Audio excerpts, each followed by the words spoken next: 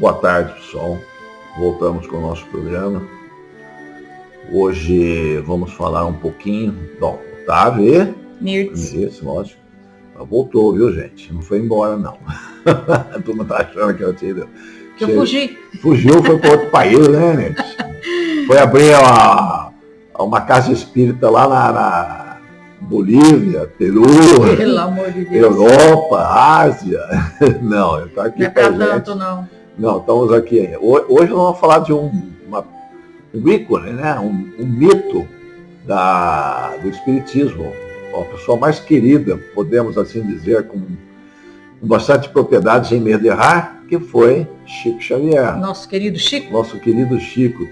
Todo mundo gosta do Chico Xavier. É impossível não gostar desse ser humano maravilhoso, aquela luz que desceu e que Deus mandou de presente no nosso país. Opa.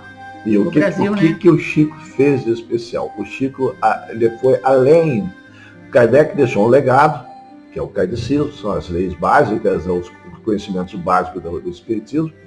E o Chico, com sua contribuição maravilhosa, gigantesca, esclareceu o mundo espiritual. Foi explicar muito mais o que Kardec não conseguiu fazer naquela época. Então hoje vamos fazer uma síntese, né, de quem foi o Chico Xavier. Quem foi esse espírito? Porque a biografia dele é extensa, né? Quem foi Chico antes de ser Chico?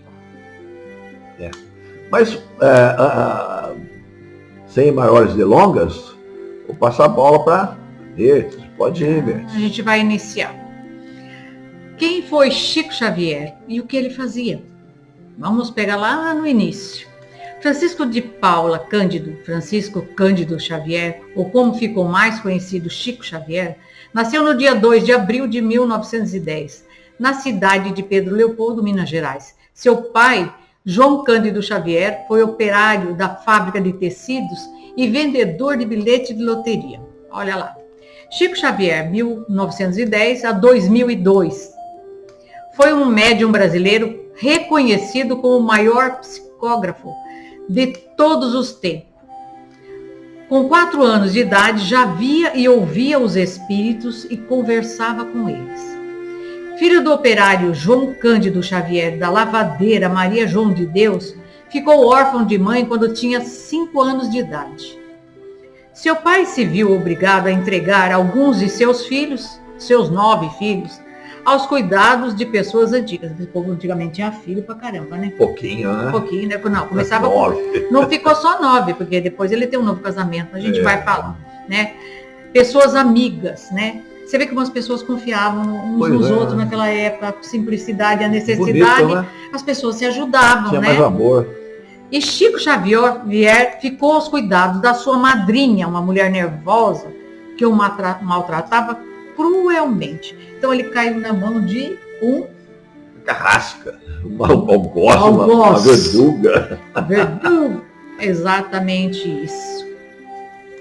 Seu pai se viu obrigado a entregar esses filhos, né, aos cuidados dos amigos. Várias vezes Chico ouvia sua falecida mãe dizer que enviaria um anjo para reunir toda a família. Ele via o sofrimento, a mãe via o sofrimento. Pensa que uma mãe vê o sofrimento de um filho pequeno ser maltratado por alguém. Uma criança praticamente que a gente julga indefesa, né? Não é assim que a gente fala, inocente?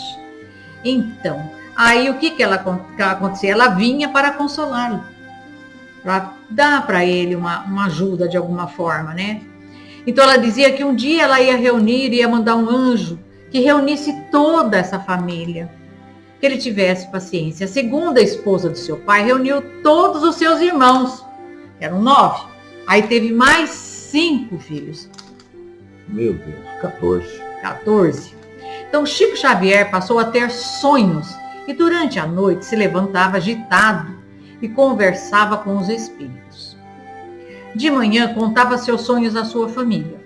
O pai resolveu levá-lo ao vigário de Matozinhos, que depois de ouvi-lo, recomendou que o garoto não lesse mais jornal, nem revista, nem livros.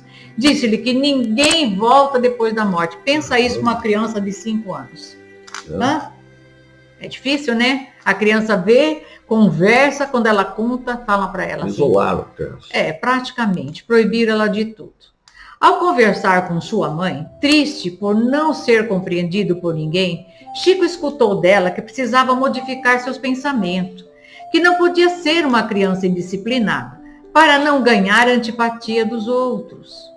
Deveria aprender a se calar e, quando se lembrasse de alguma lição ou experiência recebida em sonho, que a seguisse, mas que não comentasse.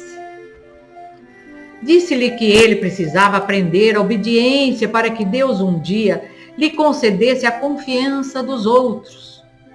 Durante 7 anos consecutivos, de 1920 a 1927, ele não teve mais qualquer contato com a sua mãe. Quer dizer, depois desse período, ela se afastou, né? Educado na fé católica, Chico Xavier obedecia às obrigações que lhe eram indicadas pela igreja. Se confessava, comungava, comparecia pontualmente à missa e acompanhava as procissões. Olha para você ver um espírito de grande elevação, um médium, sendo submetido desde cedo a esse compromisso com a igreja. Levantava cedo para começar as tarefas escolares e em seguida ia para o serviço da fábrica, onde trabalhava desde as 3 da tarde até as 11 da noite. Quer dizer, ele tinha turno de estudo, conforme ele foi crescendo, e ele ia para a fábrica. Pensa uma família com tanta boca para alimentar, quanto mais cedo começasse a trabalhar, mais ajuda a família teria, né? Em 1925, Chico deixou a fábrica indo trabalhar na venda do senhor José Felizardo. As perturbações noturnas voltaram e depois de dormir, caía em transe profundo. Ele começou já a entrar em transe nesse período, né? A primeira e única professora de Chico que descobriu a sua mediunidade psicográfica foi Dona Rosália, que fazia passeios campestres com os alunos e no dia seguinte pedia para que eles fizessem uma redação descrevendo esses passeios. As de Chico sempre tinham, né, o primeiro lugar ou as melhores notas. Segue daí. Dia 7 de maio de 1927, uma de suas irmãs ficou doente e um casal de espírita reuniu-se com a sua família e realizaram a primeira sessão espírita, que teve lugar na casa de Chico Xavier, em Pedro Leopoldo, Minas Gerais. Na mesa estavam 2 livros, Evangelho segundo o Espiritismo e o Livro dos Espíritos de Allan Kardec. Chico ouviu da mãe: meu filho, eis que estamos juntos novamente. A mãe voltou. Os livros à nossa frente são 2 tesouros de luz. Estude-os. Cumpra com seus deveres e em breve a bondade divina nos permitirá mostrar a você seus novos caminhos. Em junho do mesmo ano foi cogitada a fundação de um núcleo doutrinário. Em fins de 1927, o Centro Espírita Luiz Gonzaga, sediado na residência de João Cândido Xavier, que se fez presidente da instituição, já estava formado e bem frequentado.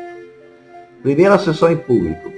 A nova sede do Centro Espírita Luiz Gonzaga foi construída no local onde seguia a antiga casa de Maria João de Deus, mãe de Chico Xavier.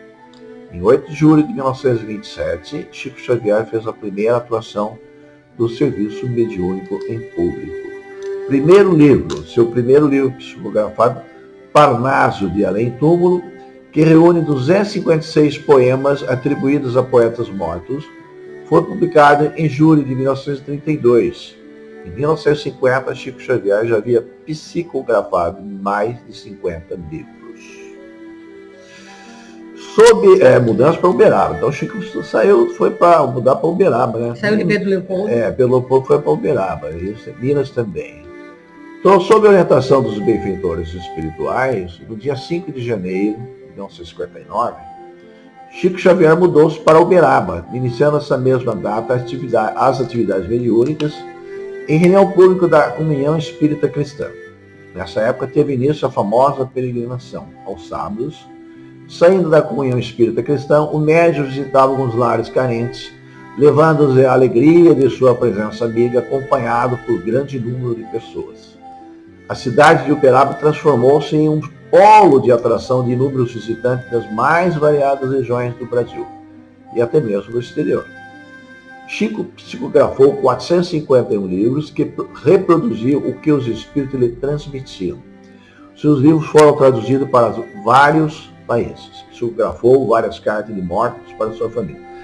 Hoje estão falando mais de 500, viu, Mits? Já, mais de 500 obras.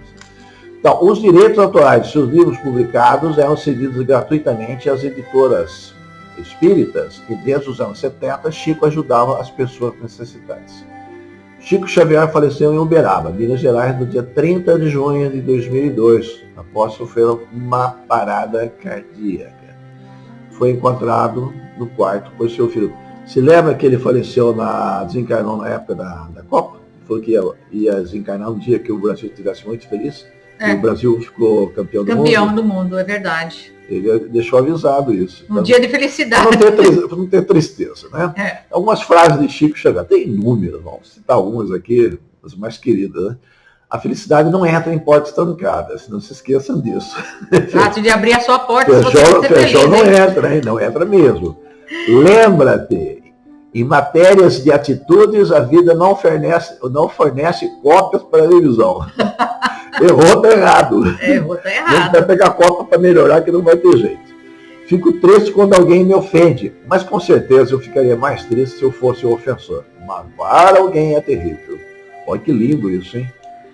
Deus nos concede a cada dia uma página de vida nova no livro do tempo. Aquele que colocarmos nela, corre por nossa conta. Deus sabe o livro. Está aqui, meu filho. O livro vem em branco, você que vai escrever. O que você vai colocar hoje? Vamos ver o que você vai fazer hoje. A sua obra de hoje. Você está escrevendo a sua obra. Planejar a infelicidade dos outros, vai ser terrível, hein? É causar com as próprias mãos um abismo para si mesmo. Cuidado, gente. O mal jamais pode ser praticado com os nossos irmãos. A caridade é um exercício espiritual. Quem pratica o bem, coloca em movimento as forças da alma.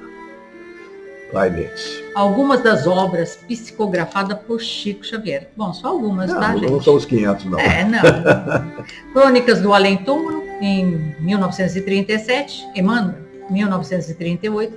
Brasil, Coração do Mundo, Pátria do Evangelho, em 1938. A Caminho da Luz, Emmanuel, 1938. Há 2000 anos, Emmanuel, 1939, 50 anos depois, Emmanuel, 1940, O Consolador, Emmanuel, 1941, Paulo e Estevão, Emmanuel, 1942, Nosso Lar, 1944, Missionários da Luz, 1945, Ação e Reação, 1957, A Caminho da Luz, em 1961, e aí é muito livro. É muito livro. Né? Ele foi um dos maiores líderes espíritas e filantrópicos do Brasil e do mundo. Quem foi Chico Xavier e o que ele fazia? Autor de prodigiosa obra literária que ultrapassou 400 livros psicografados em 70 anos de produção e contando com milhões de leitores em diversos países, Francisco Cândido Xavier, conhecido como Chico Xavier, é a principal referência do espiritismo no Brasil. Quem foi Chico Xavier no tempo de Jesus? Vamos lá, vamos botar lá atrás? Vamos. Em 103 depois de Cristo, ano 103 depois de Cristo. De volta aos tempos bíblicos, Chico Xavier encarna na Galileia como João Evangelista.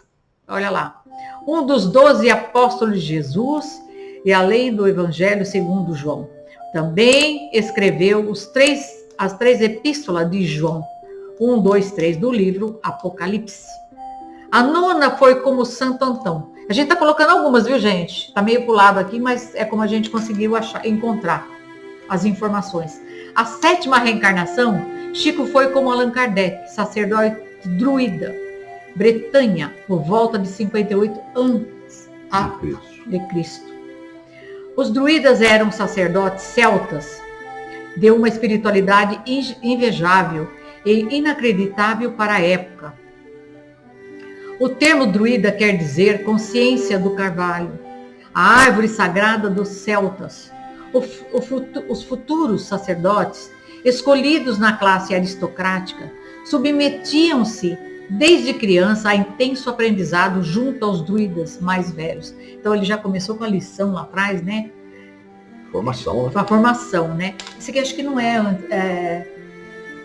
ele foi um sacerdote druida nessa época, né? Mas ele voltou como João. Antes de Cristo. Sim, antes de Cristo. Tá certo. Os futuros sacerdotes, já falei, os druidas não limitavam sua ação à religião, acumulando a função de juízes, professores, médicos, conselheiros, militares, guardiões da cultura celta. Você vê que interessante? Eles eram preparados praticamente não só para a religião, para as profissões. Muito preparado, né? Eles eram muito bem preparados. Porque não adianta você só estudar para uma coisa e você não ter moralidade também, né? Pense bem como é que fica, né? Foi baseado na revelação de que ele mesmo, Hipódise Leon de Nizar Rivail, havia sido, em uma vida passada, esse sacerdote druida, que o codificador do espiritismo escolheu a calcunha de Allan Kardec. Muito bem. O grande Santo Antão era um eremita, ou ainda o pai de todos os monges. Foi um santo cristão nascido no Egito no ano de 251 depois de Cristo. Antão, conforme revela a sua hagiografia, travou uma batalha direta com um demônio durante toda a sua vida, até o dia de sua morte, quando já estava com 105 anos. Talvez ele seja o santo que mais foi tentado pelo diabo, uma espécie de escolhido das trevas. Não devia ser ator, né? Devia ser um espírito de alta luz. A 10ª foi como São Gastão, França, por volta de 540 depois de Cristo. Gastão, ou Vedastus, como se diz em latim, pertencia a uma família de nobres e era nascido em Limoges, na antiga Gália, na atual França. Segundo consta dos registros antigos, ele preferia viver solitário na região de Lorena, onde se dedicava à penitência, oração e à contemplação, até que seu amigo e diretor espiritual, o bispo Remígio de Tours, o ordenou sacerdote e o colocou no trabalho de catequização na diocese local. Gastão, mais tarde, foi consagrado bispo de Arras, ficando encarregado da instrução dos fiéis e da assistência aos pobres, quando então se tornou muito popular. Diz a tradição que tinha não só o dom da palavra para evangelizar e catequizar, mas também o dom da cura, que teriam sido presenciadas pelos fiéis e peregrinos, e do conselho que empregava aos que o procuravam desorientados. Você vê que ele já vinha, né, como religioso, desde lá de trás. Desde a sua vinda à Terra, né? Desde a vinda dele à Terra, que ele está vindo dentro dessa... E lá em Capela ele era militar. Então, ele vem... Aqui ele já veio com outro papel. Ele já veio com papel dentro da religiosidade, né? Para ele desenvolver esse trabalho. Exatamente. Então, a 11ª encarnação de Chico foi na família Brissac, França, por volta do século 11º depois de Cristo. A família Cossé-Brissac pertencia à alta nobreza do final do antigo regime francês. São no berço de 4 marechais da França, generais, 6 cavaleiros do Espírito Santo, 2 governadores de Paris e 3 bispos. Uma família importantíssima, né? A 12ª foi como São Francisco de Assis. Olha aí! Francisco de novo! Nós já falamos sobre isso, né? Itália, 1182 e 1226 depois de Cristo.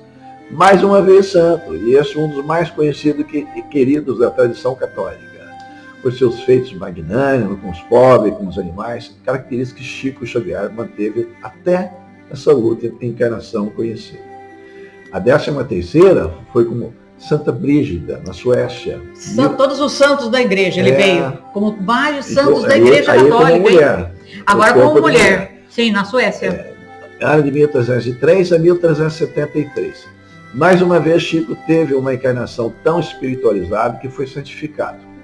Dessa vez na pele de Santa Brígida, uma religiosa sueca, escritora, teóloga, fundadora da ordem religiosa, padroeira da Suécia e da Europa. Em 23 de julho de 1373, Santa Brígida faleceu aos 71 anos e foi canonizada em 7 de outubro de 1391 por Bonifácio IX. A 14ª foi com João Hus, República Tcheca, de 1375 a 1415. João Hus foi um pensador religioso. A 15ª encarnação foi com Francisco de Paula, na Itália, 1416 a 1507. Contando 3 Francisco aí. 3 reencarnação como Francisco. Ele gosta desse nome. Gosta. Bom, deram para ele, né? Ele nasceu, deram esse nome para ele. O pai e a mãe que deu, né? A 20ª encarnação de Chico foi como Maria Eugênia. Efigênia. Maria Efigênia. Oh, meu Deus do céu, errei aqui. Em Pedro Leopoldo, de 1908. Pasmem-se vocês. Chico Xavier encarnou na sua última família 2 anos antes de voltar como Chico, no corpo de uma menina chamada Efigênia, filha de sua mãe Maria João de Deus e João Cândido Xavier. Quer dizer, ele seria irmã dele, que viveu pouco tempo, né? Ela viveu apenas 6 meses e faleceu. Esta foi a última reencarnação de Chico. O que Chico Xavier nos ensinou? Chico Xavier jamais perca a vontade de doar o amor, ainda que muitas vezes ele possa ser submetido a provas e até rejeitado. Cristo não pediu muita coisa, não exigiu que as pessoas escalassem o Everest ou fizessem grandes sacrifícios. Ele só pediu que amássemos uns aos outros. O amor não prende, o amor liberta. E a maior lição deixada por Chico foi a lição do amor, da caridade e da humildade. Sim.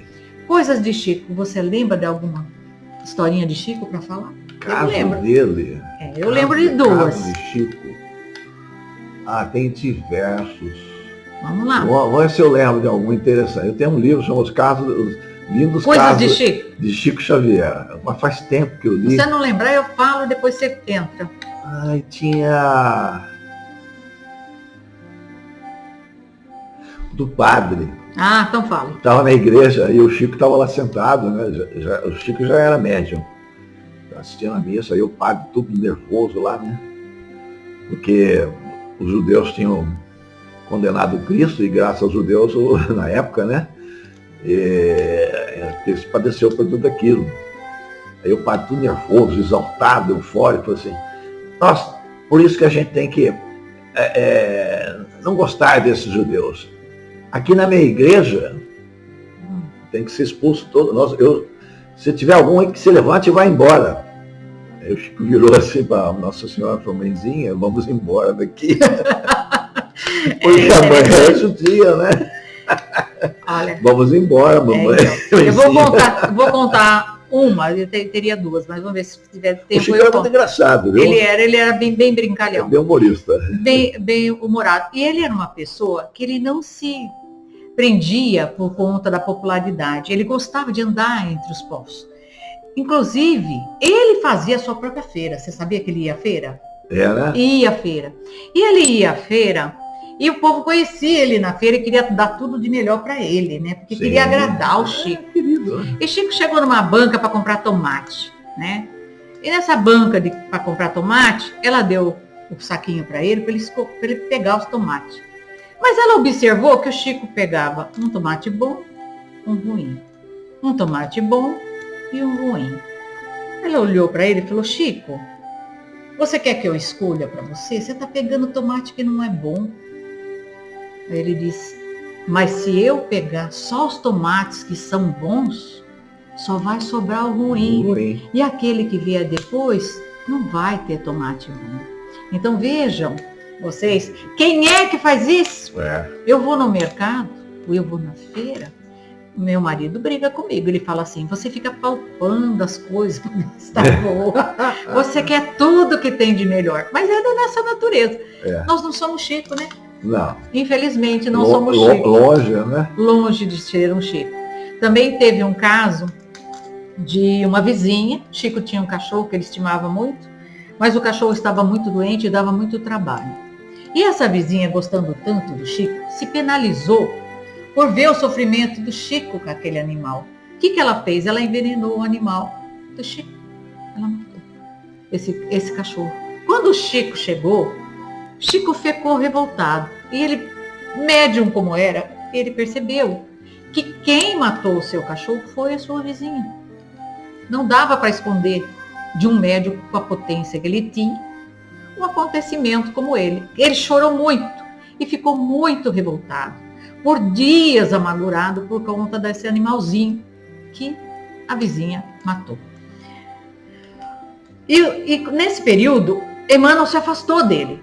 Um certo dia, de longe, o Emmanuel falou: Chico, eu não consigo me aproximar de você.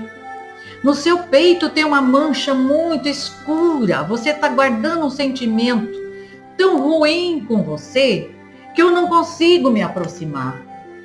Aí ele disse: e o que eu tenho que fazer? Ele falou assim: você está guardando mágoa desta pessoa. E o que eu faço para resolver isso? Ele falou: veja o que ela precisa. Compre um presente e dê a ela. Pensa você dar um presente para uma pessoa que matou o seu cachorro. O seu cachorro.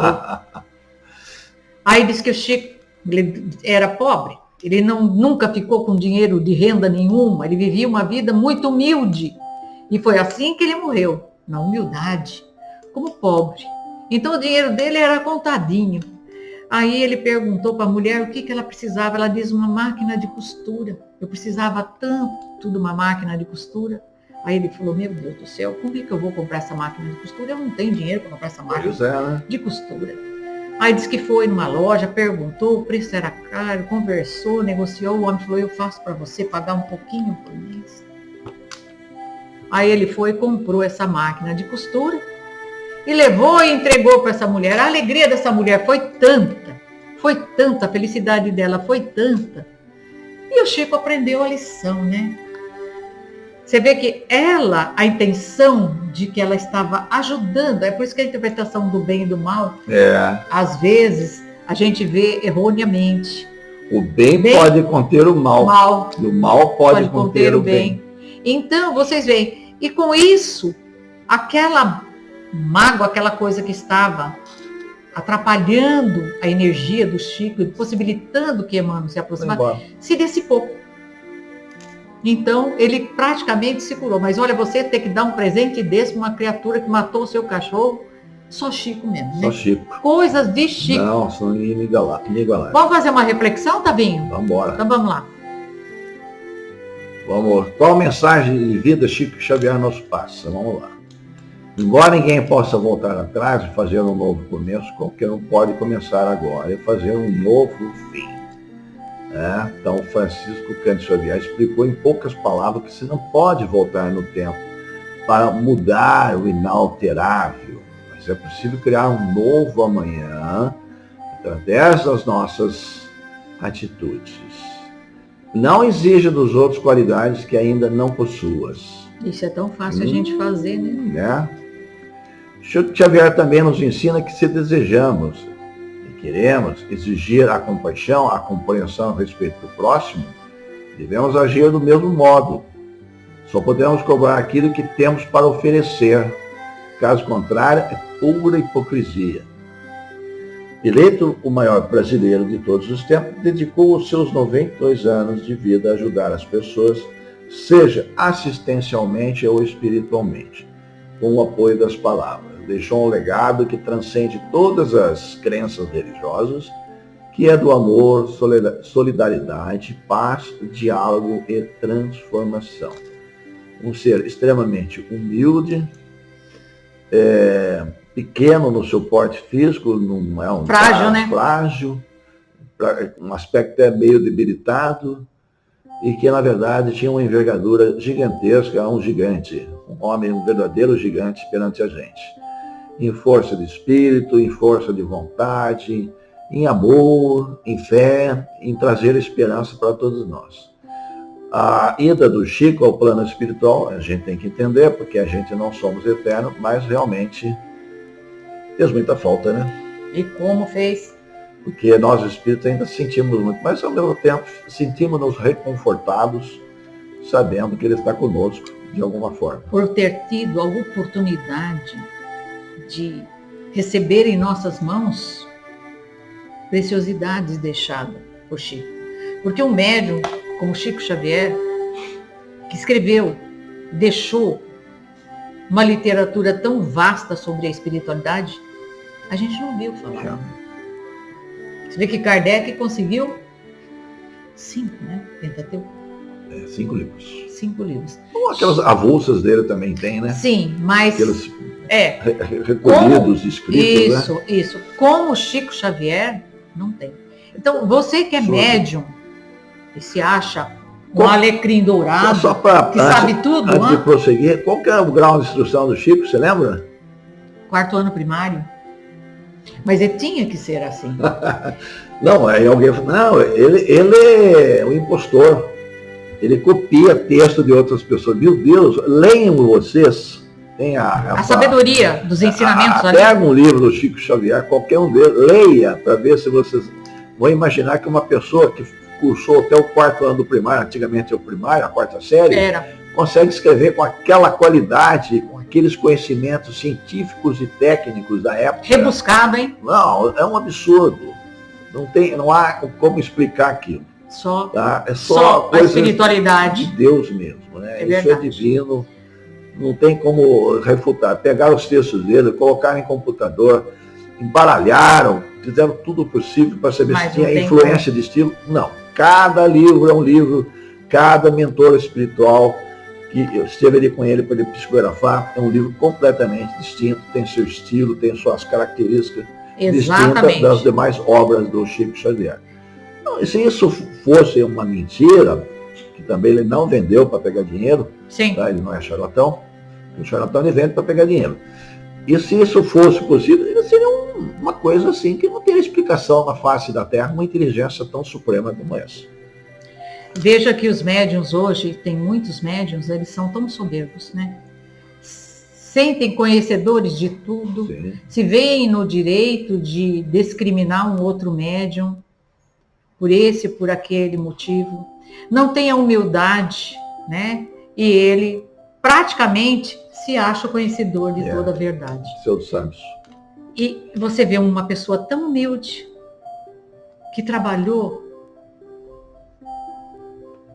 toda a sua vida, né? Toda a sua vida, praticamente no anonimato. Ele não queria estrelismo, e a maioria dos médiuns de hoje esperam o quê? A recompensa. O pódio. O pódio, para dizer o português bem claro. Eu acho que a gente já falou bastante sobre Chico, e a gente vai continuar, o spoiler que a gente vai estar colocando aqui, que a gente vai continuar falando sobre os karmas e as doenças. Transtornos mentais. Dos transtornos ainda, que a gente começou com os transtornos mentais. Tem muito mais que a gente vai dar continuidade, tá ok? Então, até a próxima semana, se Deus assim permitir. Fiquem todos com Deus e que Deus abençoe a família e a vida de todos vocês. Paz e bem a todos.